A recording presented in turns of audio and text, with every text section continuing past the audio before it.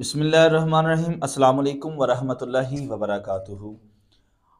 अल्लाह ताला के बाबरकत नाम से अपनी गुफ्तगू का आगाज़ करूँगा। हमारे आका हज़रत मुहम्मद मुस्तफ़ा सल्लल्लाहु अलैहि वसल्लम की ज़ात गिरामी पर अनगिनत दरूद। अस्सलातु व सलामु अलैका या सय्यदी या रसूल अल्लाह व अला आलिका व अस्हाबिका या सय्यदी या हबीब अल्लाह। नाज़रीन, बड़ा ही प्यारा वाक़या।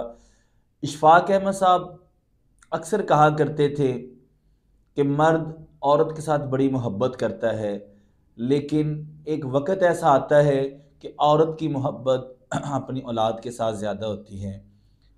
आप एक बड़ा ही प्यारा अपना वाक़या सुनाते हैं।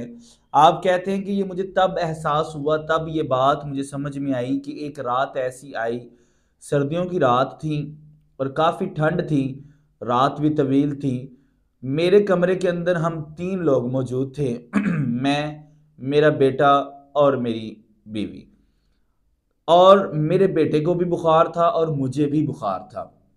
मेरे बेटे को जो बुखार था वो 101% बुखार था और जो मुझे बुखार था उसकी दर्जा हरारत 104 थी। ऑब्वियसली जो मेरा बुखार था, जो मेरी कंडीशन थी वो ज़्यादा क्रिटिकल थी, ज़्यादा वो ख़राब थी। लेकिन मैंने क्या देखा कि मेरी जो बीवी है, मेरे बेटे की जो वालिदा है, उसका सारे का सारा रुझान मेरे बेटे की तरफ था और मुझे नज़रअंदाज किया जा रहा था। मैं बड़ा हैरान था कि ये क्या बात है, मेरी तो हालत भी ख़राब है, लेकिन मेरी तरफ ध्यान नहीं दिया जा रहा, पूरी तरह से मुझे नज़रअंदाज किया जा रहा है। जब मुझे बुरी तरह से नज़रअंदाज किया जा रहा था, दिल में गुस्सा भी आ रहा था, लेकिन फिर जब इदराक का घोड़ा दौड़ा, मुझ पर यह राज खुला कि जो माँ होती है उसको अपनी औलाद बड़ी प्यारी होती है। जब उसकी औलाद के ऊपर अगर कोई मुश्किल भी आ जाए ना, तो वो अपनी औलाद के पीछे सबको भूल जाती है। इवन डैड अपने शोहर को भूल जाती है, हर रिश्ते को भूल जाती है और अपनी औलाद की परवाह करती है। और एक और नतीजा मेरे ऊपर खुला कि ज़ाहिर बात है, जिस तरह मेरा बेटा बीमार है और उसकी दर्द, उसकी तकलीफ़ जैसे उसकी वालिदा को है, ऐसे ही मैं अगर बीमार हूँ तो मेरा दर्द, मेरी तकलीफ़ मेरी वालिदा को होगी। और मैं फ़ौरन अपने बिस्तर से उठा। बिस्तर से उठने के बाद रात के 2 बजे के करीब का टाइम था। मैं अपनी वालिदा के कमरे में गया, दरवाज़े को खटखटाया, दरवाज़ा खुला और जैसे ही मैं कमरे के अंदर गया, मेरी माँ फ़ौरन उठ गई। जैसे वो मेरे इंतज़ार में बैठी थी। मैं माँ के पास गया और मैं माँ की गोद में जाकर मैंने सर रखा, माँ की आगोश में मैंने सर रखा। हैवी किस्म की माँ ने डोज़ मुझे दी और माँ की आगोश में मेरी फ़िज़ियोथेरेपी होना शुरू हो गई और आप बिलीव करें, सुबह मैं भला चंगा हो गया। यानी मैं, ये उनके जुमले हैं कि मैं भला चंगा हो गया, यानी कि मैं तंदुरुस्त हो गया। उसके बाद वो कहते हैं कि मैंने अपना ये मामूल बना लिया कि जब भी मैं बीमार होता था, तो मैं कहीं भी नहीं जाता था। बस वो जो माँ का हॉस्पिटल था, वो मेरे लिए हॉस्पिटल था, मेरे लिए वो हर चीज़ थी, उनमें जाता था।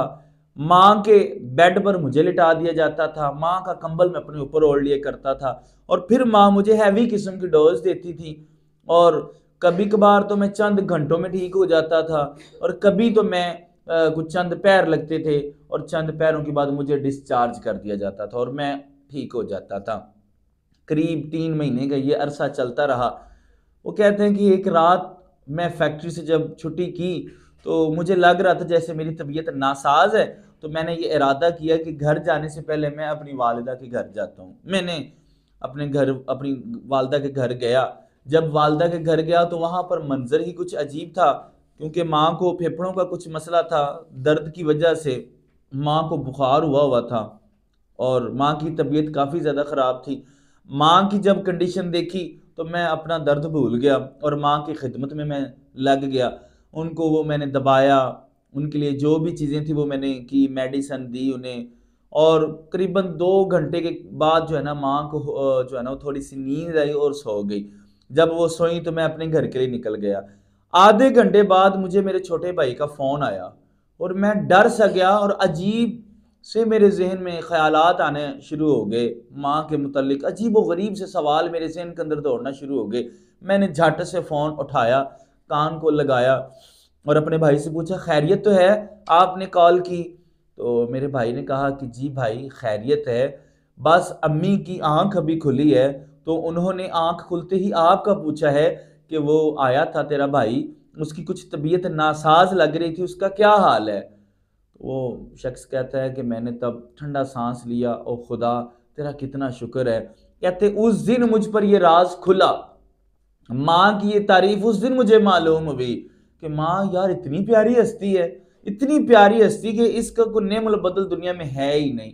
इतनी प्यारी हस्ती है कि औलाद को कांटा भी चुभ जाए ना, तो माँ चाहे जिस मर्जी दुख में हो, जिस मर्जी परेशानी में हो, बच्चे की तकलीफ देकर ना माँ अपने दुख भूल जाती है, अपनी परेशानियां भूल जाती है। जिस तरह की मर्जी बीमारियां हो, माँ अपनी बीमारियों को भूल जाती है। यार इतनी लजपाल किस्म की माँ होती है हमारी। वो शख्स कहता है कि उस दिन मुझ पर यह राज खुला और ये पता चला, माँ की तारीफ उस दिन पता मुझे चली कि माँ कितनी अनमोल तोहफा है हमारे पास। और जिनकी माएँ बिछड़ जाती हैं, मैं अक्सर अपनी वीडियोस में कहता हूँ, उन लोगों को फूलों की पत्तियों पर भी नींद नहीं आती। और माँ वाहद ऐसी शख्सियत है कि बाजार से हर चीज़ मिल जाती है, लेकिन ये माँ ऐसी चीज़ है सर जो बाजार से नहीं मिलती। जितनी मर्जी आपके पास दौलत है खर्च कर लो, ये माँ नहीं मिलनी। जो मर्जी आपके पास है वो लुटा के देख लो, माँ नहीं मिलती। ऐसे ऐसे भी बिजनेसमैन, रिच मैन लोग हमने देखे हैं जिनका ये कहना है कि यार हमारे पास इतनी दौलत है कि हम जो चाहें कर सकते हैं, हमसे सारी दौलत ले लो, सारा कुछ ले लो, लेकिन हमें हमारी माँ दे दो। नाज़रीन, हमारी माएँ बड़ी अनमोल हैं, इनकी कदर करें। अल्लाह हाफिज़।